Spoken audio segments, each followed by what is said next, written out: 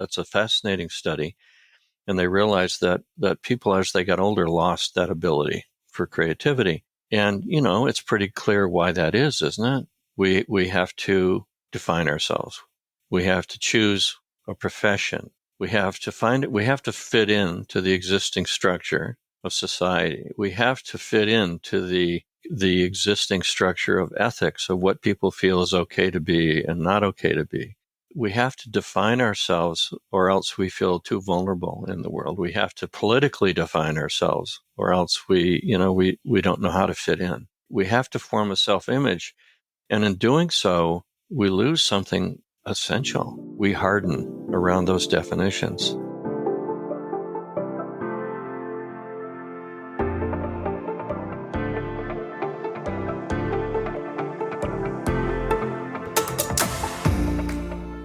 Hello and welcome to Nourish. My name is Kasha and I'm a health and wellness entrepreneur and student of Taoism and Chinese medicine. On this podcast, I share the stories and tools from Type A high achievers who have discovered that elusive state of balance between success and fostering connection, purpose, and inner awareness. Think yin and yang in flow. Now, I speak from experience when I share that I know firsthand how difficult it can be to integrate the two. I'm a Type A Capricorn who spent 11 years ruthlessly climbing the ladder of success in Silicon Valley.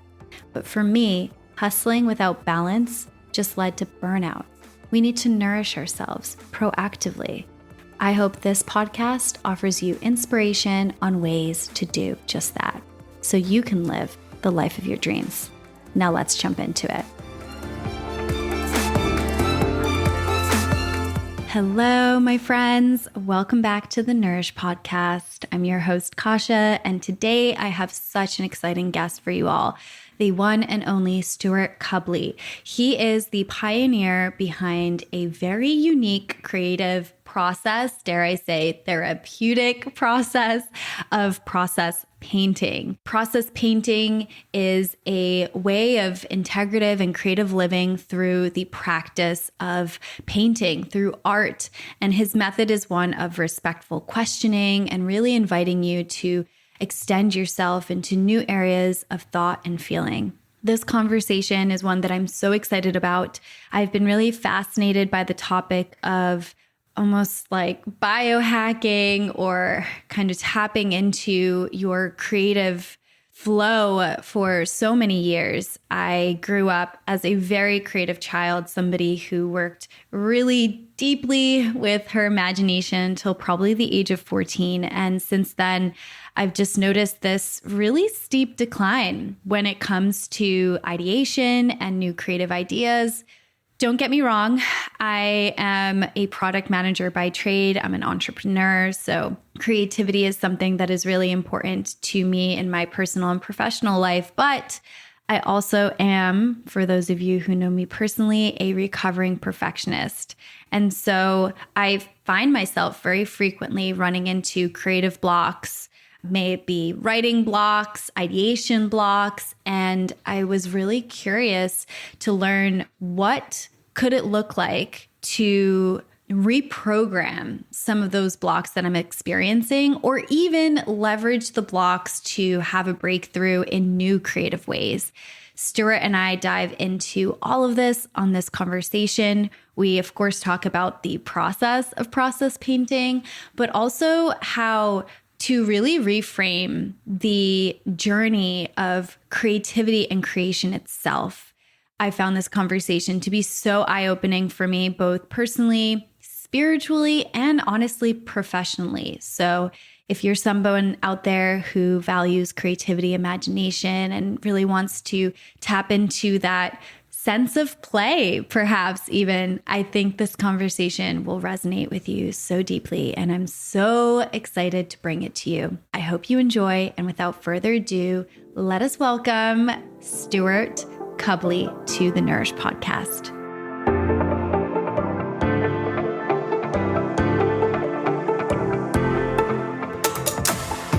Welcome, Stewart, to the Nourish podcast. I'm happy to be here. Well, I'm overjoyed to have you here. This topic is one that I have been researching about for quite a bit, and I happened to stumble upon your beautiful workshop. I know you have one coming up in 2022 at Esalen, but you have one potentially in early 2023. So shouting that out already. But process painting, we have a lot to get into. But before we do that, I'm going to start with a question that I ask each and every guest. And that is, what are 3 words that you would use to describe yourself? So I want to share with you a little process I went through when you gave me that assignment, okay? Because I thought, I don't want to define myself by 3 words. My whole work is about undefining people. It's not about defining people. And I said, I'm going to tell Kasia that I don't want to do that. Then as soon as I came to that conclusion, 3 words came to me. So I will share these 3 words with you. And it kind of surprised me. There were 3 words that start with C. The first one was curious. And that one really fits for me. I do feel I'm curious. I'm curious about people. I'm curious about the inner process of people. I'm curious about what's going on in the human psyche, and not just in a general theoretical way, but actually in the hands-on way. And that's the work I do really through the process painting experience. It's really about entering another person's world and sharing that some of those most intimate moments about what's going on internally when a person engages the creative process. So that word came to me, curious. And then a couple other words came to me, but I feel like I need to qualify them a little bit. But the second word was compassionate. And I realized that to be able to do this kind of work that I do, people have to feel safe with me. They have to feel like I'm not on some agenda trying to pigeonhole them. I'm not trying to shape their experience. I'm not trying to get them someplace, but I'm really interested in them and therefore compassionate for what they're experiencing. I think that's true, but I felt like I need to qualify it because it's more challenging for me to be compassionate when I see what's going on in the world and what certain people are doing politically and so on. So I realized I probably still have some work to do about being compassionate. The third word was consistent, and that feels true. I am consistent. I've been doing this for 40 years, over 40 years consistently. It's been my main focus. I lead classes on a weekly basis as well as weekend workshops. I do that consistently. I have people return time and time again. They have been painting with me for often extended periods of time, years. I'm consistent with presenting an opportunity and an environment in which they know what they're going to expect, and they know that they can explore in that environment. So there is that kind of consistency, but I want to qualify it too, because in terms of all of the details of life, sometimes I lose the consistency. For example, I felt like engaging with you, Kasia, around this event coming up. I kept thinking, oh my God, it's coming up and I haven't answered her yet. Or I haven't, there's all sorts of details which I don't follow through with as well as I could. So anyway, that's also qualified. But I do think those 3 words fit, and they just showed up, like I was going to say no to you. I'm not going to do that. And then they just showed up. So there they are. I love that. And I almost wonder, and we're definitely going to get into this, but the creative process very frequently works that way, right? Like I noticed on the Esalen workshop page, you spoke to the fact that creative blocks can kind of open the door to many things that are unexpected. So I almost wonder if the decision to not qualify yourself with 3 words and kind of blocking that almost like created some sort of new loop in your mind. That's beautiful. That's very insightful of you, Kasia. By the way, I love the research that you did for this conversation we're having. I really felt like, oh, she's really taking this seriously. Look, she's gone out of her way to research this and explore it before we talk. So I just want to acknowledge that.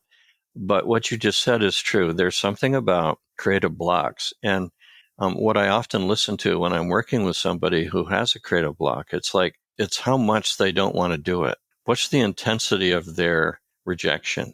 And you picked up on that with me just now, because here I was saying, I don't want to label myself with 3 words, but I was a little bit too reactive, wasn't I? There was another level there. And as soon as I opened a little bit, it came to me, hey, there's 3 words I could actually use. So there is something, I think, rather profound about if we are observant of when we object too much, it usually means, hey, there's something hidden here. There's a doorway here that the surface ego is saying no to. I'm not going there. Whereas there's a deeper current that wants to take us there.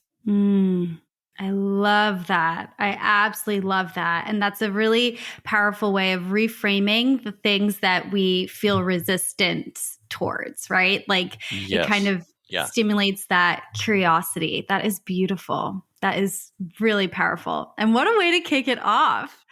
But I know we've been mentioning a couple of terms on here, so I want to make sure that the audience becomes familiar with, a lot of the foundation of this discussion, which is this fascinating work of process painting. So could you start by defining for the audience, for me, like what exactly is process painting? And then we'll, of course, dive into how it works and why it is so profound. Sure. It's really simple. It's painting for process rather than product. Ooh. Yeah. So that's a pretty radical thing. I mean, it seems so simple, right? Oh, I'm just painting for process rather than product. But look what that entails. And look how painting and more generally art is not, even though it may involve process, it's usually ultimately gauged by the product. And whether you like it or you don't like it, or whether others like it or they don't like it, or whether it's worth money or not worth money, or whether it says something profound or doesn't say something profound, the ultimate value seems to be associated with the product. And here we're saying something quite different. What if the real value was in the process itself? And what's going on then in that process? What makes it valuable? And so that's what we explore in process painting. That's what we engage in. That's what we talk about, really, is what's going on in those moments when you are faced with the creative process, when you're faced with, for example, with that white piece of paper. We work on paper. We don't work on canvas. We keep it pretty simple.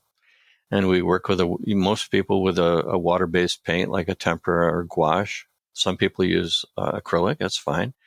But what happens when you bring yourself in a really open state to that blank void, and you're not given an assignment by me? You're not saying, okay, today we're going to paint such and such, so that you are really left on your own here in a supportive way. You're not going to be told what to do or how to do it. There's no instruction given. And this applies for people who have never picked up a paintbrush before, or people who have a lot of experience painting. They're still going to have to confront that creative void inside of them. And what do they do? What do we do when we don't know, when we don't have a hook yet to follow? And I think for this to be an effective experience for people, there has to be a quality of respect, of safety and respect in the environment. And this is true for whether I'm teaching a workshop in a retreat center like Esalen, where we might have 40 to 50 people painting at the same time in the room. It can be a huge group. Or if I'm working online and I have 20 to 30 people, or even smaller groups, it doesn't matter. Is there a quality there where a person can let down their hair, so to speak, where the person can drop their guard, where they know that they're not going to be judged by what they do. They know that they're not going to be compared to anyone else. They know that they're going to be met with a quality of respect and curiosity and engagement and encouragement to go their own way, not to try to follow some prescription, not to necessarily even make a painting that looks good, but to follow their feeling, to follow their own individual thread in that moment. Like, where would that take you if you had the courage to follow that? Are you willing to confront the unknowingness that's involved in that? Are you willing to not know? There's a course I teach called The Principles of Process Arts, and it's based on 7 kind of essential principles that I've discovered, or at least been able to give words to in this process. And the very first one is not knowing. How willing are you to really not know? And I mean, everyone engages that. I'm sure you do when you're about to interview somebody for a podcast. The most valuable thing you have, I would guess, Kasia, which is true for me, is my own curiosity in that person. You're curious about me. You want to hear from me. You want to encourage me. You're not going to judge me. Your point is not to be judgmental about me and try to counter something that I say, but you want me to unfold. You want the person you're interviewing to feel relaxed enough where they can really come out of themselves. And that's when it gets really interesting and creative and unexpected and surprises you even. And then even you surprise yourself probably with some of the things you say. And that's the creative process, right? So that's the first requirement really, is for people to feel that degree of respect and safety and non-comparison, non-judgmental atmosphere. And then things happen. And just imagine, like you mentioned to me, you might be interested in painting with me sometime. Imagine you come to Esalen, and we're in the dance dome. You know the dance dome at Esalen? Have you been to Esalen? I've been to Esalen once before. I don't remember exactly which building that is. It's that big bubble-like thing right down on the coast. Yeah. There's it's a big structure. So anyway, we set it up, and we have all these painting stations all around the edges, and then there's tripods set up in the middle of the room, and then there's painting tables with the colors laid out. There are probably maybe 8 tables or so, and with a whole string of colors, and each color has its own water. It's all well organized. And then you have your own painting spot that you've chosen when you come in, and you have your own brushes. There's a little packet of brushes there for you. And so we will gather in a circle to begin with and just talk about some of the things that I just mentioned to you about what we're going to be doing and kind of the structure of it, and how, we're not going to tell you what to do, but that we're going to be available to you. And I work with a number, for example, when I go to Esalen, I'll have 3 other co-teachers with me. So we are present in the room. We're walking around, and depending upon what a person needs or what kind of questions come up or so many different things, we're available. But we're not available to tell you what to do, but we're available to join you in the experience you're having and bring our own experience to that.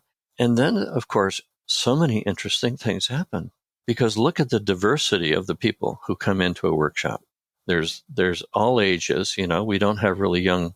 I think that maybe the youngest would be in the teens, but there's all ages. There's all there's all sorts of flavors of people with all sorts of different experiences behind them, and with lifetimes of experiences. And so what occurs in the paintings is just so fascinating, because everybody, first of all, has to confront their not knowing, and then I might make an announcement about not waiting too long to get started, so you don't get to be paralyzed, right?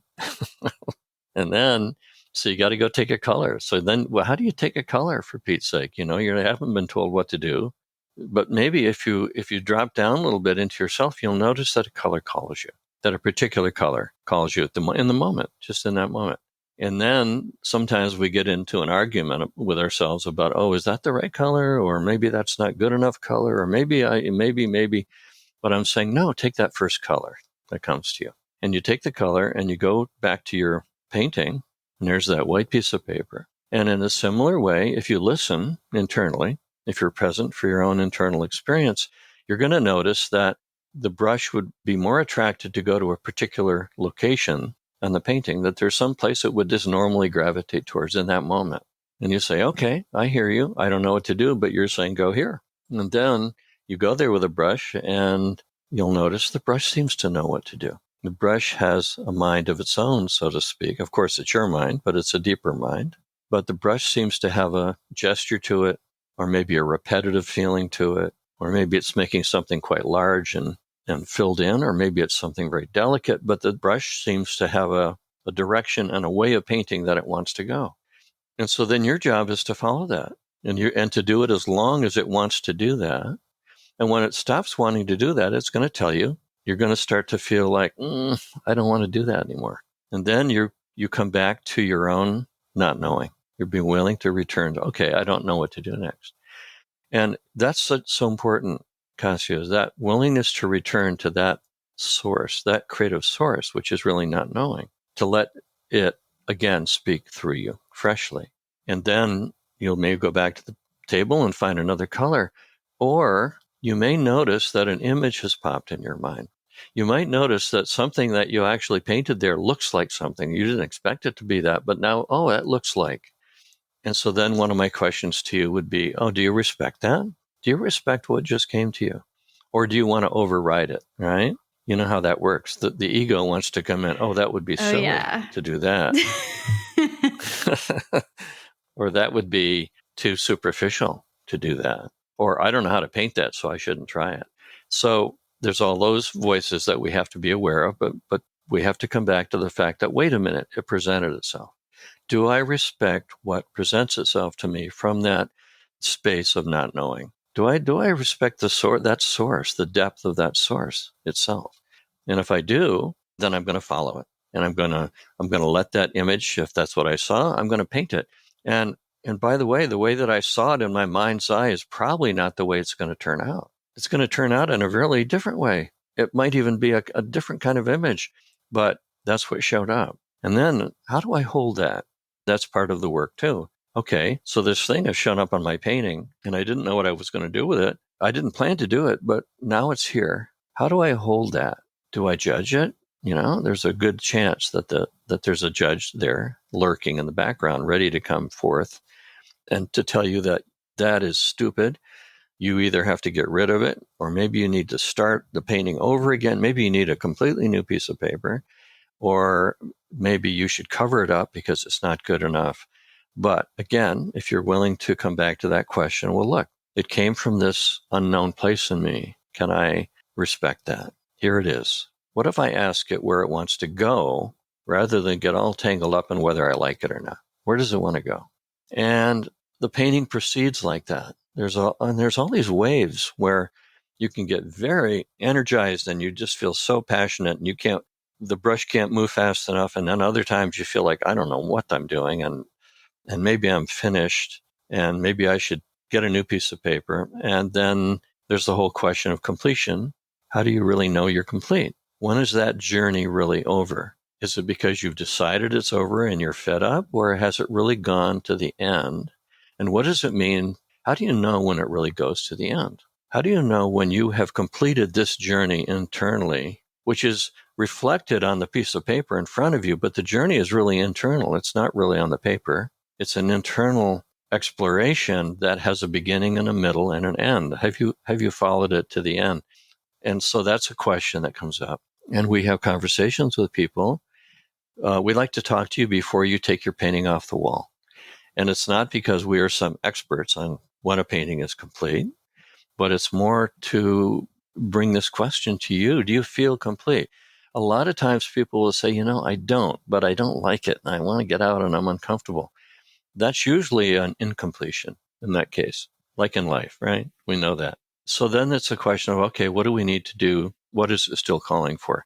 So that's a very fertile investigation. And this is part of what we do as facilitators, is to have that conversation with people. And then you finish the painting. You come to a completion, you finish the painting, and you think, wow, I got through that. But we're only half over. There's still another couple hours in our set, or another hour in our session. What am I going to do? We're going to give you another piece of paper and have you dive back in.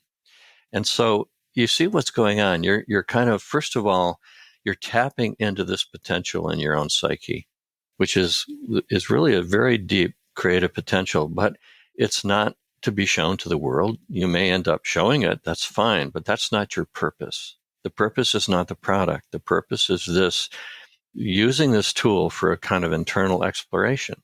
It's very akin to a meditation, so to speak, because you're following this internal thread. And the determining factor in the thread I often talk about, Kasia, is energy. I use the word energy.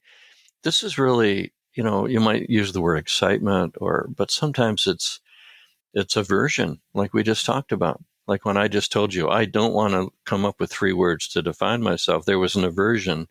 But if somebody told me in their painting what they don't want to paint, I would get very interested for this very reason. Because if they are passionate about what they don't want to paint, it probably means they need to paint it. There's energy because there's energy there. And so what if you make energy your guide rather than whether you like or don't like something, but just the quality of energy? Do you feel attracted to doing it, or do you feel definitely unattracted? What's the intensity of the energy? That's, for me, is a much more reliable guide than, first, whether you like the painting or not, and second, whether it makes sense or not. Because we often get frozen because we think we're not making sense, and we should make sense. There should be some cohesion.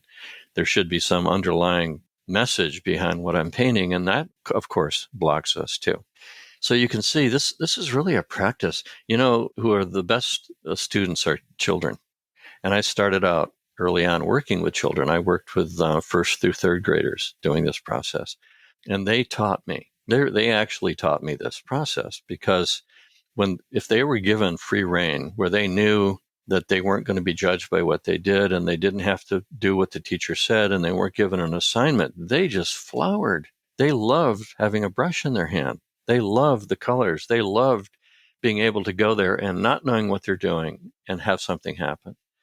And so we love that too as adults. We just have to rediscover that we love it and that there's an intelligence to it. It's not just, okay, so what? Free expression. Okay, you've made some marks, you've done some images, big deal. On the contrary, what led you to do what you did?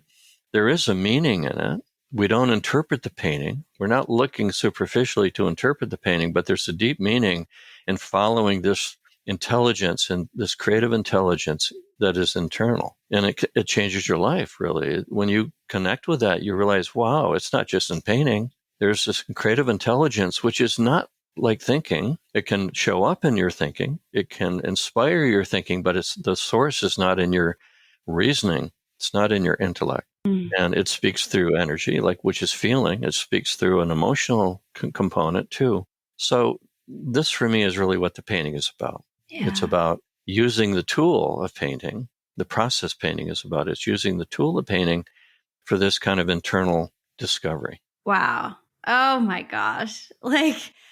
First of all, I'll share this on a personal note, and I wasn't even planning to get into this, but I feel like everything that you just described as I'm hearing it, I feel like I can resonate with this journey so deeply. And it's as though your words of describing process painting, I can relate it to especially the stage of life that I'm in, where I'm kind of in this stage where I'm ideating and exploring more in a creative sense around business and what I'm creating in that world. And having you kind of walk through this it sounds flowy, but also just very intuitive process of following the ping and the energy and kind of allowing one door to lead to the next. I mean, it's completely mind-boggling to me right now because I'm a type A structured personality, and I know a lot of my listeners are as well. It's what attracted me to Chinese medicine. It's what attracted me to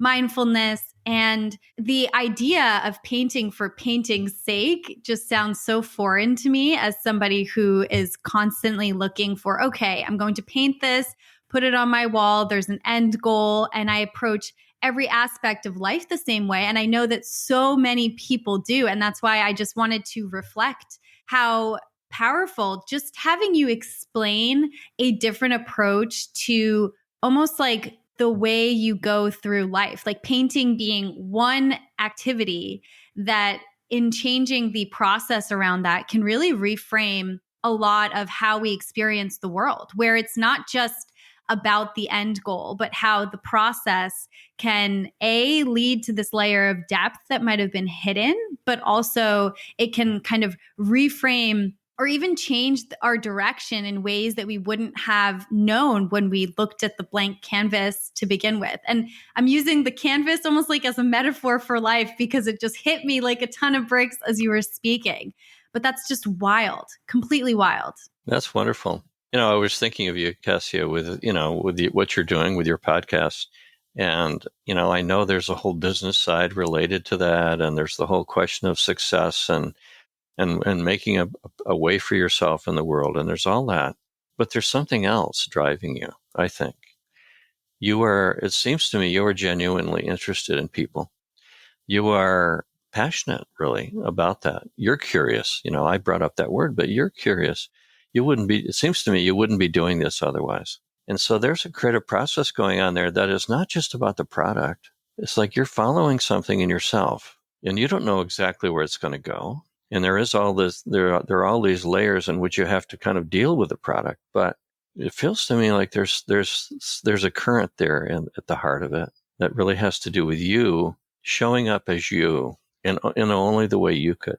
Wow. Thank you. Thank you for reflecting that, by the way, because, and I know that a lot of the audience listening to this can relate to that as well. I have a lot of people who tune in, who are switching careers, who are trying to tap into that creative process. And that's why I was so excited about this interview, because a lot of people struggle with that. And I know that you mentioned how children have been your best teacher. In fact, you answered the question before I even asked it. I swear, I feel like we're connected somewhere, silently, psychically. I was like, I wonder where this process came to be.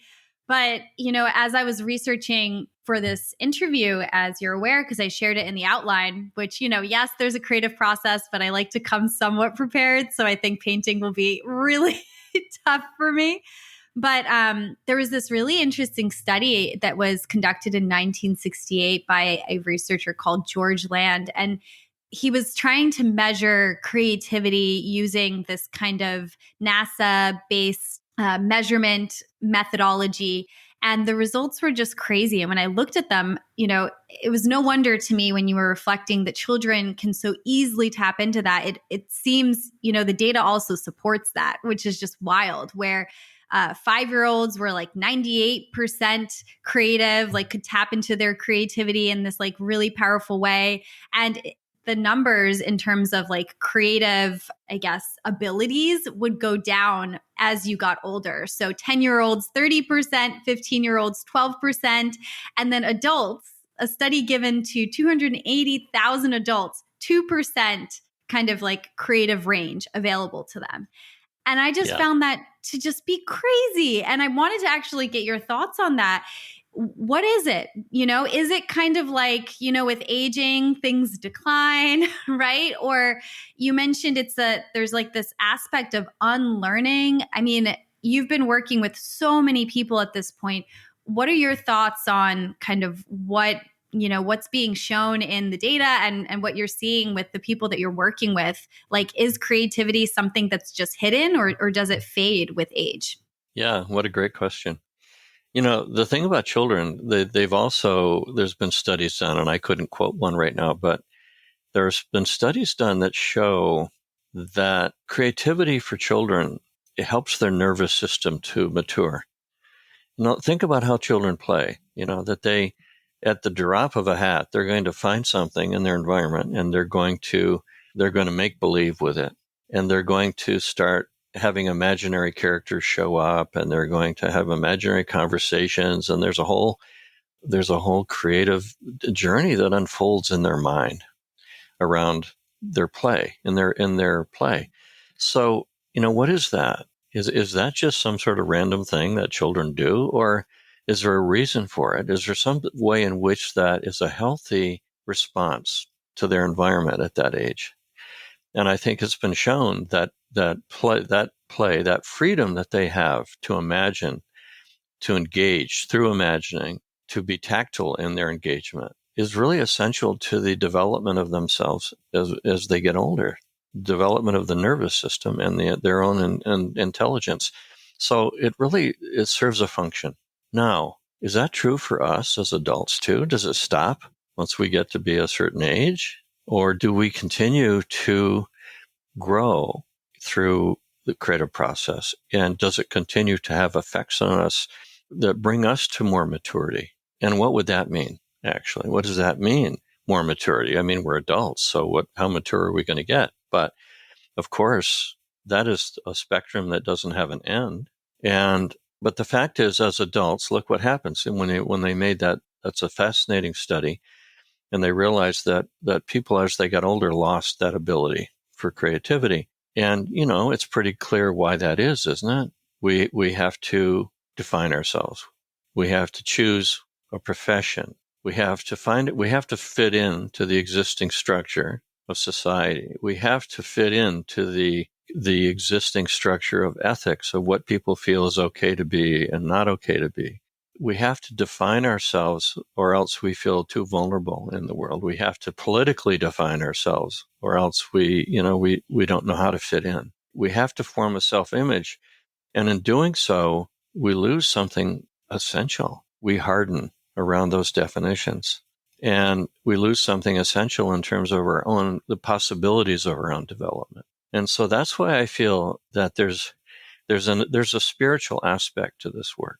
In terms of spiritual development, if we want to use that word, in terms of a greater maturation of the human psyche, of the adult human psyche, and becoming freer and freer from the need for hard and fast definitions, and the sense of oneself that actually exists beyond the definitions. That for me is really where the process painting will lead you if you follow it, is that there's a chance as an adult to continue your development and to go beyond self-definition. And then, of course, we enter the realm of, well, what does that mean? If we are not going to be defined by culture, by our past experience, by all of the material aspects of our lives, who are we really? What do we have access to? So that for me is really the exciting part of this, and I realize that it leads there. If you follow it, it leads there. You're going to come away with a sense of being less burdened by yourself, by your concept of yourself. You're going to feel, oh, I don't have to act that way. I can listen more deeply and see where the energy is. I can see where my real interests lie. I'm not bound by that old definition that I've been dragging around for so long. And how many of these can I let go of? You get curious. Wow, what if I didn't need that either? And then, sometimes there's the fear, well, gee, I'd be out of control completely if I didn't have these limits to myself. But do we trust that there is an internal intelligence that is appropriate, that is wanting to have us be more in contact and more respectful and more profound in our interaction with life, or are we going to get out of control and become, crazed? I think we can trust it. Oh, this brings me to a question that I am just dying to ask you, and it's a personal one. So feel free to answer it however you see fit. And by the way, as you were saying, slight tangent, just quickly before I dive into that, you're like, we define ourselves in the world. I was like, we define ourselves with 3 words. I know. That's why I rebelled at first. That's why I rebelled, but then I realized, I can do that. I'm still not defined by those words. Yeah, so. Absolutely. And I mean, just this conversation, I think, opened up so many additional words, that you could throw in there. So I just want to say that, it just can go on and on. You're a business owner. Okay. You also, it sounds like, are very deeply in the process of process painting, but also it sounds like you really, and correct me if I'm wrong, but there's a almost like philosophy around how you live that kind of becomes, the way that you live your life kind of overlaps with some of the process that you were describing, I assume, right? Like the ability to hold and let go, to try new things, to be unattached necessarily to a set outcome. But there are also these practicalities of running a business. You've built up this incredible business around process painting. How do you balance the two? And this is like the $1 million question, right? Like balancing both the yin and the yang. And I know that I didn't put this in my outline, so you're going to answer just as it comes, but because that's something that I know so many people strive for. And I'll speak from my own experience. I feel like there are these 2 sides of myself, the side of myself that goes to Esalen, the side of myself that meditates in the morning, and then the side of myself who shows up every single day, does work, spearheads new partnerships, whatever. So how do you balance both in your life? I don't think I have a good answer for that. That is an ongoing challenge, of course, for everybody. And look how complex it's got with increasing technology. look at the amount of things you can actually do now. I mean, when I grew up, things were fairly simple in that regard. It didn't seem like, but still, now you can be so spread out and so thinly spread with trying to do too much that you can lose the ground you're standing on, right? You can get so fragmented with all the different things that are required to do what you're trying to do. And, I don't have a good answer for that. I struggle with it too. And I think that it's a matter, again, of, I think that what I try to listen to, and I'm not always successful at it the way that I would like to, but is, where's the energy? Because, Kasia, certainly your energy, you get lit up when you consider going to Esalen. And, that's exciting for you. There's good energy there. You feel like, I want to go there. I love driving down the coastline to get there. That's such a beautiful drive. And I feel, and I love the idea that I'm heading to something that I don't really know what's going to happen. And that's exciting to me. And so there's, that aspect of it you have no problem with, right? I mean, that feeds you too. But then when you're doing the work that you're doing too, what about asking yourself about the energy? There's certain things we have to do that don't have a lot of energy, at least for me, like the finances, balancing the books, working with my accountant. I have to do it. I don't have a lot of energy for it, but I think what I've learned that is, I feel better when it's in order. My energy is more in balance when it's in order. So actually, there's a pretty good energy there when I think that when that's in order, I have more space in myself to follow a creative outlet. So I have to do it, but I don't have to do it with regret or with, I don't have to wish I were doing something else when I'm doing that. I can say, hey, this is important. I'm going to do it.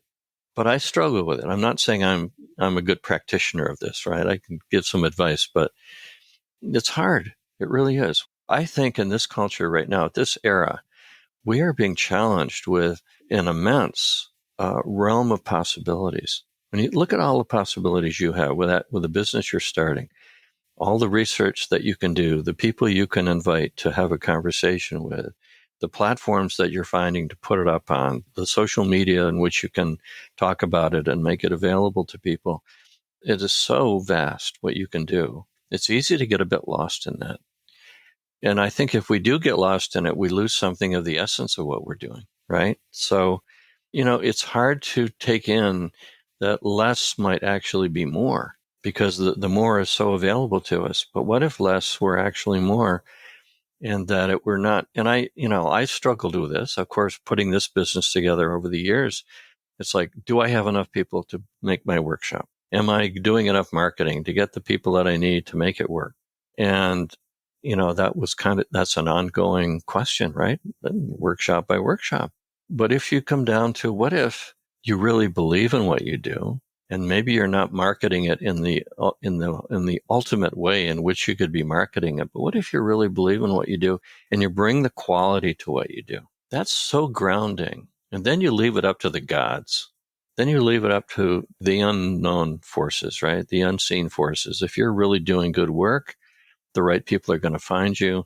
Can you trust that? Do you actually dare to trust that? It doesn't mean you just crawl into a hole and don't be out there. But what does it mean to make that the priority rather than how many people you reach on a particular given day through your social media?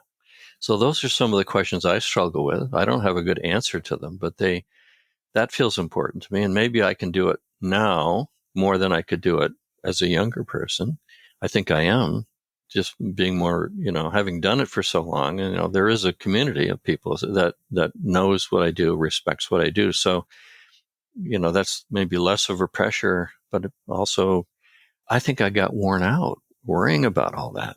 I think it tired me. I just realized that's not really inspiring me to have to push that aspect of things. What if I did really what I care about? And I guess this is now also a question for me. I'm 77. People ask me, are you still working at 77? Don't you want to retire? And, I don't want to retire, but I don't want to push either. I feel like there's more creative things that are in store for me and things that really involve me more in an internal level than about trying to push the external. So that, and that certainly has to do with the age and kind of where I am in my own life. You might have said you didn't have a good answer for that, but I actually got a lot out of that. Oh, yeah. right. Yeah.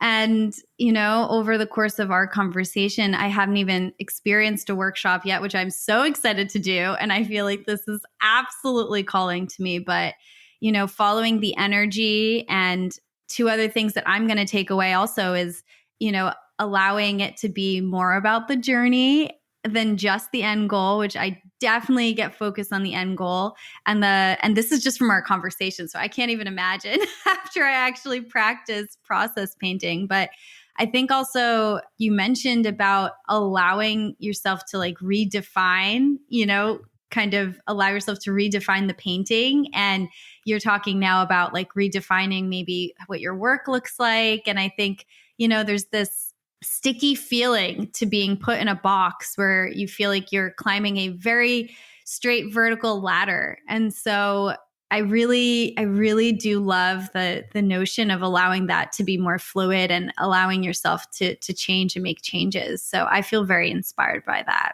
So thank you for sharing all of that. Well, and I think that's what you have going for you as a good interviewer. Look, you really listen and you take it in personally and you work with that. And, that's a gift. Thank you so much.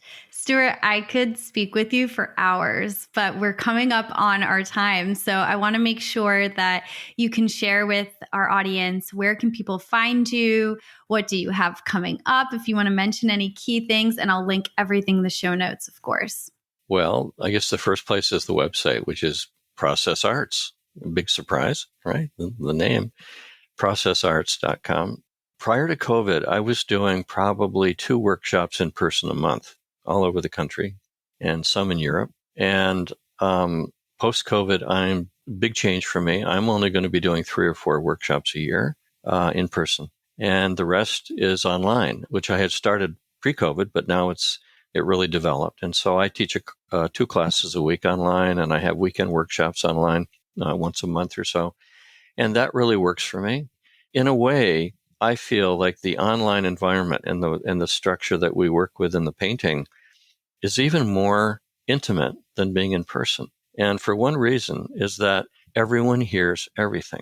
So if you're painting, Kasia, and you raise your hand and we have a conversation, and yet there you are standing in front of your painting and you're telling me about what came up for you while you're painting it and what thoughts you're having about it, and kind of if you're feeling blocked or inspired, whatever.